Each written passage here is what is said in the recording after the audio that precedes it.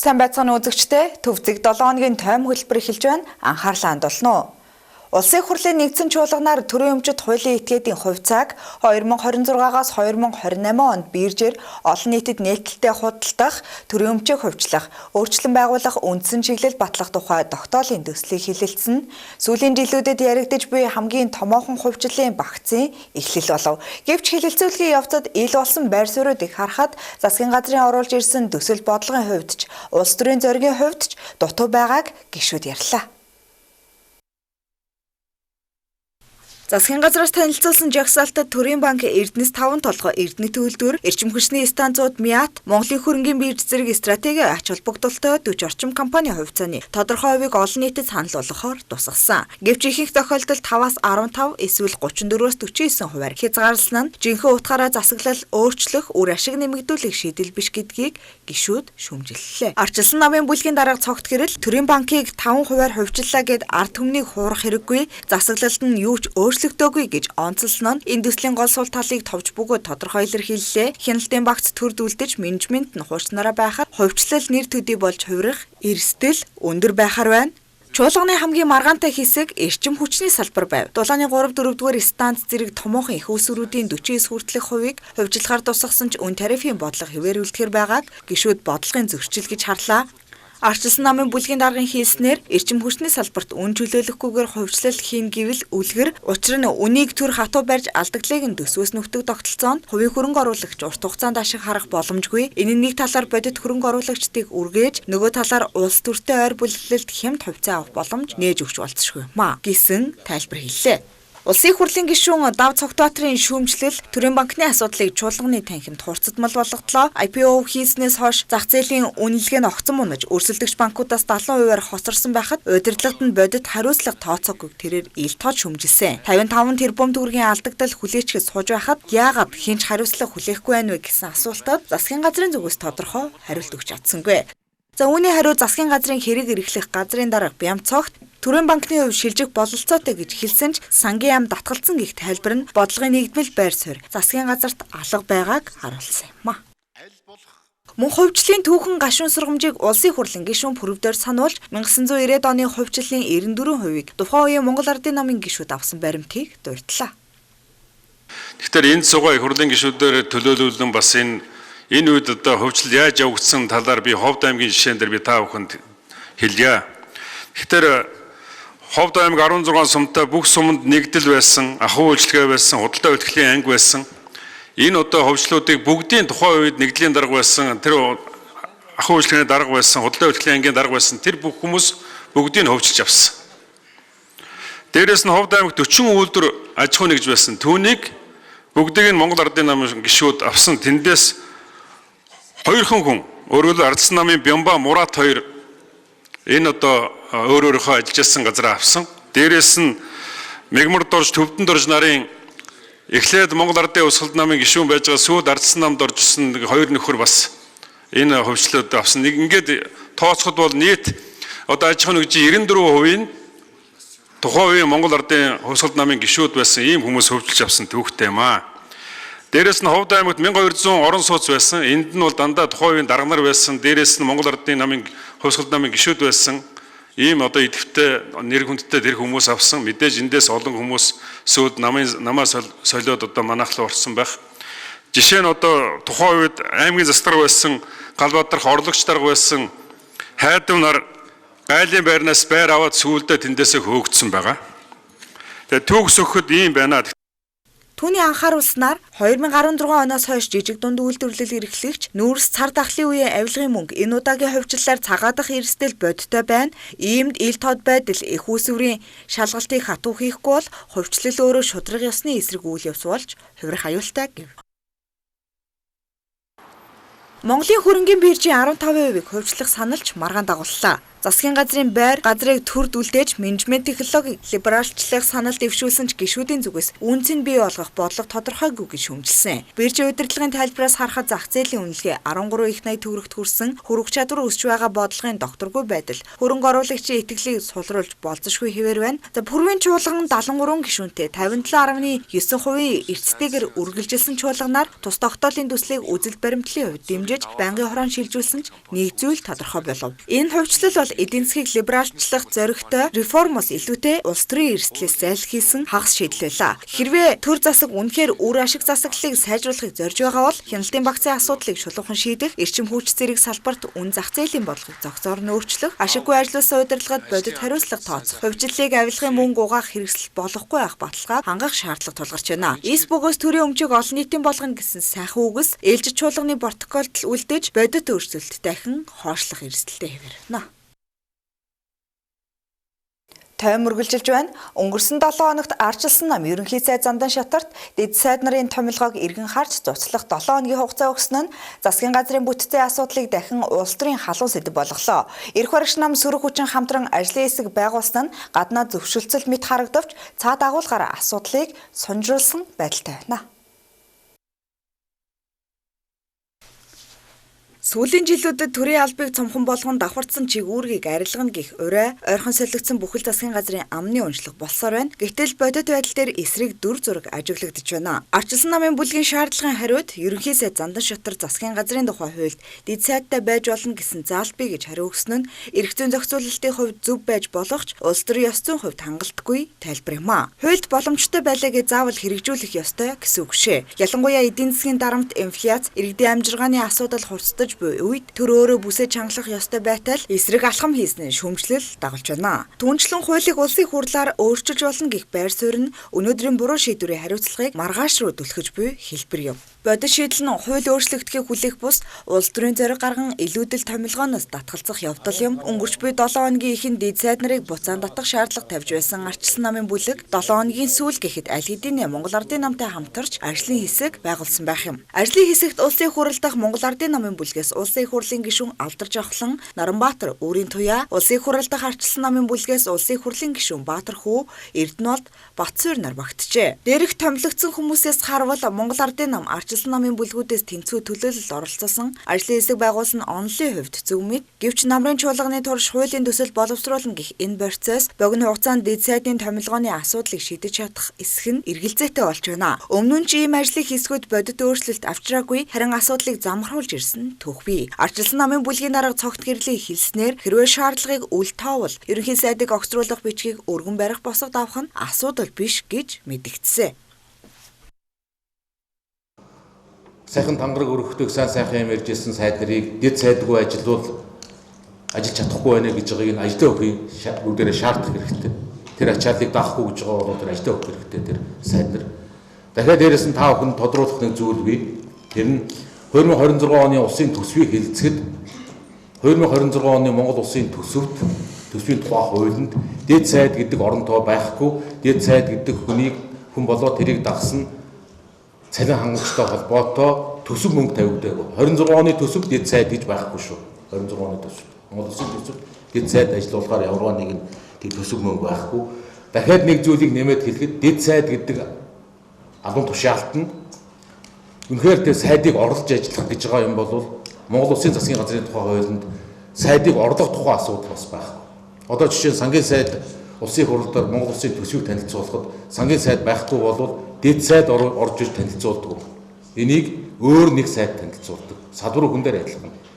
Тухайн сайдад нөхцөл байдал гарвал өөр сайд ажлыг нь оролдог. Дэд сайд оролдоггүй. Тэгэхээр яг энэ үнэхээр тэгвэл энэ яг өнөөдрийн энэ хуулиар ямар хэрэгтэй албан тушаалтан бэ гэдэг асуудлыг ч гэсэн ингээд талтаалдаа тавих хэрэгтэй гэж бодож байна. 10 жилийн өмнө ардчилсан намын засгийн газар дэд сайдгүй ажиллах зохицуулалтыг өөрсдөө баталж байсан одоогийн маргаан чухал баримтуулж байна. Харин 2016 онд олон хуулсан Монгол Ардын нам энэ заалтыг буцаа оруулж ирсэн нь эрх мэдэл солигдоход зарчим хэрхэн өөрчлөгдгийг тод харуулна. Өөрөөр хэлбэл дэд сайдын асуудал нь аль нэг намын бус Монголын улс төрийн нийтлэг өвчин эрх баригч болсон хойно төрийг ажлын байр мэт хардаг хандлагын илрэл юм а. Дэд сайд нарын маргаан ганц албан тушаалын тухай асуудал биш. Энэ бол төр өөрийгөө хэрхэн удирдах вэ? Иргэдэд өгсөн амлалтаа баримтлах уу? улс төрийн хариуцлага гэдгийг үгээр бус үйлдэлээр харуулах уу гэдэг том асуулт юм а. Ажлын эсрэг хуулийн төсөл гэдэг тайлбарууд бодит шийдвэрийг орлох ёсгүй. Хэрвээ засгийн газар үнэхээр цомхон хариуцлагатай байхыг зорж байгаа бол хамгийн ихний алхам нь илүүдэл улс төрийн шинжтэй томилгооноос татгалзах явдал юм а. Засгийн газрыг огцруулах хүртэл яригдж байсан дэд сайд нарын асуудал эрх баригчид сөрөг хүчин эдийн засгийн оролцогчдын хооронд төсөөр байр суурийг ил гаргав. Нэг талд нь дэд сайдыг төрийн ажлыг бодит хэрэгцээ гэж харах бүлэгч байна. Улсын их хурлын гишүүн Бат Шугар сөрөг хүчин акц хийж байгаач бодит байдал дээр дэд сайд зайлшгүй хэрэгтэй хэмээн онцолсон бол засгийн газрын хэрэг эрхлэх газрын дарга Бямцогт дэд сайдын асуудлыг эргэн хархан засгийн газрыг огцруулах яриагч намжаана гэж үзэж байгаа илэрхийлвэ. Харин улсын их хурал дахь Монгол Ардын намын бүлгийн дарга Бат Жаргал тусгаар тогтносон улс орны хувьд тодорхой чиг үүрэгтэй 16 хүнийг зөв байршуулад ажилуулж салбаруудын ажлын үр өгөөжийг дээшлүүлэх нь зүй ёсны хэрэг гэж тайлбарллаа.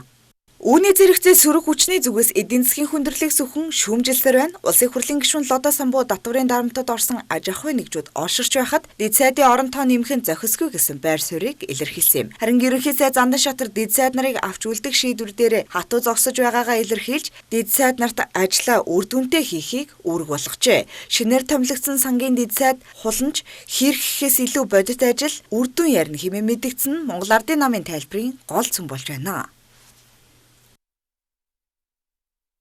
Данс хаалгасан компани би татвараас нэлээд нарийн мэдээлэл авъя гэж хэлчихлээ.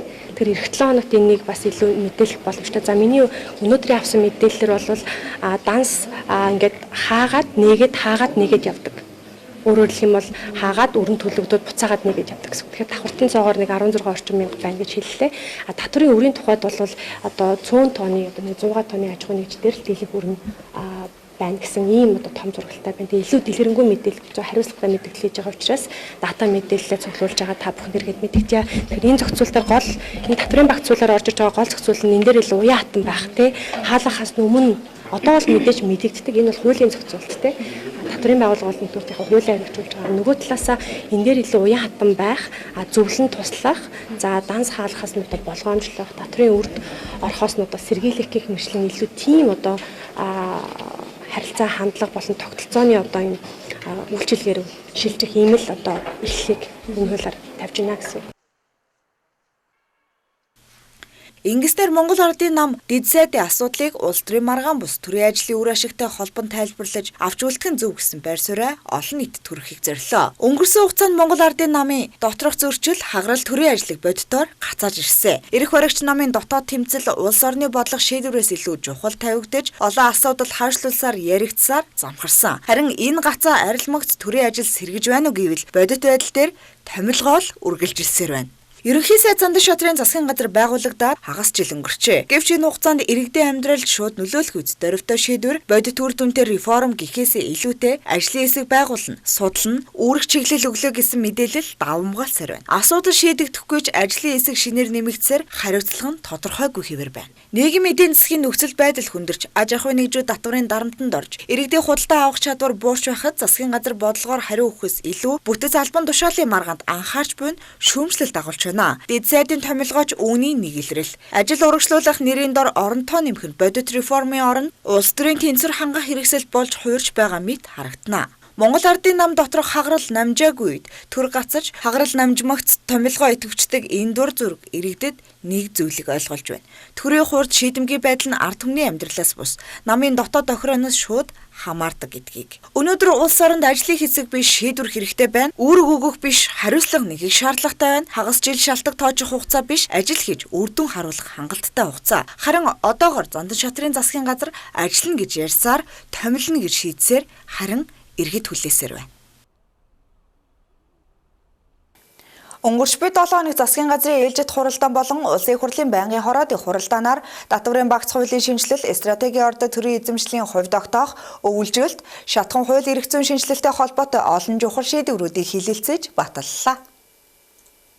Энэ сарын 24-ний өдөр засгийн газрын ээлжид хуралдаанаар 40 гаруй асуудлыг хэлэлцэв. Хуралдаанаар эдийн засгийн өсөлтийг эргэн өрх бүрд хүртээмжтэй байлгах зорилготой татварын багц хуулийн шинжилгээг улсын хурлд өргөн мэдүүлэхээр тогтсон байна. Тус шинжилгээ хүрээнд иргэдийн сарын худалдаа авалтын дүнгээс хамааран нэмэгдсэн өртгийн албан татварыг 20-100% хүртэл буцаан олгох, хөлбөр эрхэлжгүй бүх иргэдийн орлогыг тодорхой хэсгийг нь хувь хүний орлогын албан татвараас хөнгөлөх зохицуултыг тусгажээ. Мөн үйл ажиллагааны орлоготой иргэдийг шаталсан татварын тогтолцоонд хамруулж, тайлагналыг хэлбэршүүлсэн гормын босхийг 400 сая төгрөг болгож нэмэгдүүлэхээр үзүүлэхээр болж байна. Орон сууцчлалтыг дэмжих бодлогын хүрээнд Улаанбаатар хотоос орон нутагт шилжин суухын иргэдэд эрчим хүчний хэмнэлттэй ногоон барилга барихад 15 сая төгрөг хүртэлх татварын хөнгөлт үзүүлэхээр тусгасан нь онцлог шийдвэр байлаа. Түүнчлэн татвар төлөгчид тайлан татварын албанаас урьдчилан бэлтгэн хүргүүлдэг болох, татварын эрслээс урьдчилан сэргийлэх, зөвлөн туслах тогтолцоог бий болгохоор шийдвэрлэв. Аж ахуйн нэгжүүдийн татварын ачааллыг бууруулах хүрээнд 25% татвар төлөх босгыг 10 тэрбум төгрөг болгон нэмэгдүүлж, 6-аас 10 тэрбум төгрөгийн ашигтай компаниудын татварыг 15% болгон бууруулахар боллоо. Жижиг дунд бизнес эрхлэгчдийг дэмжих зорилгоор 1% татвар төлөх босгыг 2.5 тэрбум төгрөг болгон нэмэгдүүлэн 3 жилийн хугацаанд хөнгөлөлт үзүүлэхээр шийдвэрлсэн байна.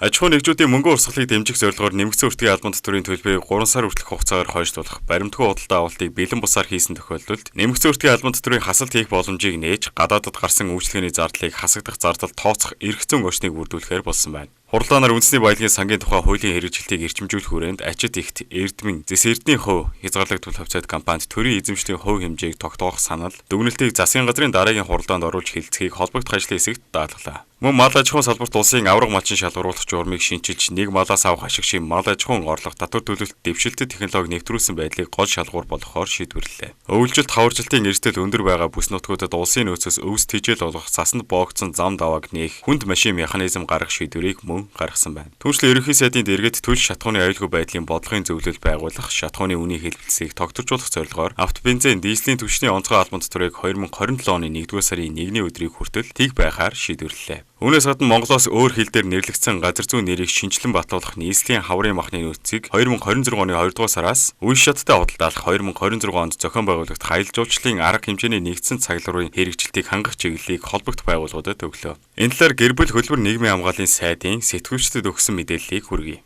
Гэхдээ тэгвэл цагийн аясаар нөгөө дуудлага, аялга нь өөрчлөгдөд явчихгүй. Зарим нэг үсэг нь урд хойноо орчихсон. Иймэрхүү асуудлуудыг Монгол хэл бичгийн дүрм дээр хүртэл одоо жишээл эр үгийн игээр бичих ёстой зүйлийг эм үгийн игээр биччихсэн гэдэг ч юм уу тийм учраас Монгол хэл бичгийн дүрм талаас засаад явах нь зөв л гэсэн учраас Сүхбаатар аймаг буюу мөн Баян-Илгийн аймгийн асуудал орлоо гэсэн үг.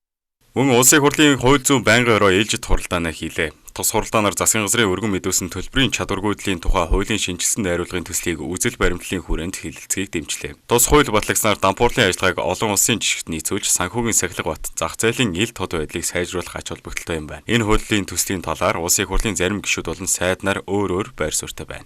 Энэ их нухацтай ярих хэвээр асуудал юм байна. Ягаад тэгэхээр бид нэр ийм 97 оны дампуурлын өвчээр дампууруулдаг гэмний хоёр талтай байгаа. Одоо ерөөсөө юм хоёр талтай. За энэ хугацаанд бол хууль зүйн яамн дээр бас яг энэ төлбөрийн чадваргүйдлийн тухай хуулийн ажлын хэсэг бол байгуулагдсан байдаг. За тэрний дараагаар 5 сарын 27-нд бол энэ хууль маань өргөн баригдсан буюу ажлын хэсэг дундаа нэг л удаа уулзч амжсан. Тухайн үедээ бол тал талдаа асуудлууд байгаа юм байна. Бид нар энэ 97 оны дампуурлын тухай хуулийн харилцааг сайжруулах шаардлагатай байна гэдэг дүгнэлтүүдэд хүрээд гэтэл нөгөө нэг сайжруулах саналуудаа оруулж амжаагүйгээр төсөл дээр ажиллаж чадаагүй байж итл энэ төсөл маань өргөн баригдсан гэсэн үг. Ийхүү эцэст дүгнэж хэлэхэд өнгөрч буй 7 хоног засгийн газар болон улсын хурлын байнгын ороодоос гаргасан шийдвэрүүд нь татвар, эдийн засаг, нийгэм, хууль эрх зүйн шинжилгээг цогцоор нь урагшлуулахын зэрэгцээ, ойрын өвлжилт, шатхуун, хүнсний аюулгүй байдал чиглэсэн бодит арга хэмжээг багтаасан онцлогтой байлаа. Ардчилсан намаас ерөнхий сайд Зандаа Шатарт эд сайд нарыг эгүүлэн татах 7 хоногийн хугацаа өглөө. Иргэд засгийн газрыг ажиллаж чадварлаг хийхийг шаардаж ахслаа. Оюу толгойн талаар улсын хурлын тогтоолыг эдийн засгийн байнгын хороогоор хэлэлцлээ. Ерөнхий сайд аж ахуйн нэгжүүдийн дансыг хаасан асуудал шүүмжлэлтэд хандаж үүрэг чиглэл өглөө. Хугацаа сэргийн аль паагчид нэгэндээ дөрмийн бус харилцаа үүсгэсэн явдалд мөрдөн шалгах ажиллагаа явуулж эхэллээ. Зөвшөөрлийн тухай хуульд нэмэлт өөрчлөлт оруулах тухай хуулийн төслийг улсын хурлын чуулганаар хэлэлцэв. Төрийн өмчит хуулийн этгээдийн хувьцааг олон нийтэд нээлттэй худалдах тогтоолын төслийг дэмжлээ. Төрийн 1784 байгууллагад аудитын шалгалт оруулахад нийт 91.1 тэрбум төгрөгийн 416 зөрчил илэрчээ. Төрийн өмчийг хувьчлах, өөрчлөн байгуулах үндсэн чиглэлийн төслийг улсын хурлаар хэлэлцэж эхэллээ. Засгийн газар татварын багц хуулийн шинжилгээг улсын хурлд өргөн мэдүүлэхэр боллоо. Газрын дос боловсруулах үйлдвэрийн бүтээн байгуулалтын ажил 50% гүйцэтгэлтэй үргэлжилж байна. Төвцөг 7 хоногийн тойм хөтөлбөрт анхаарлаа хандуулсанд баярлалаа. Дараагийн дугаараар уулзъя. Баяртай.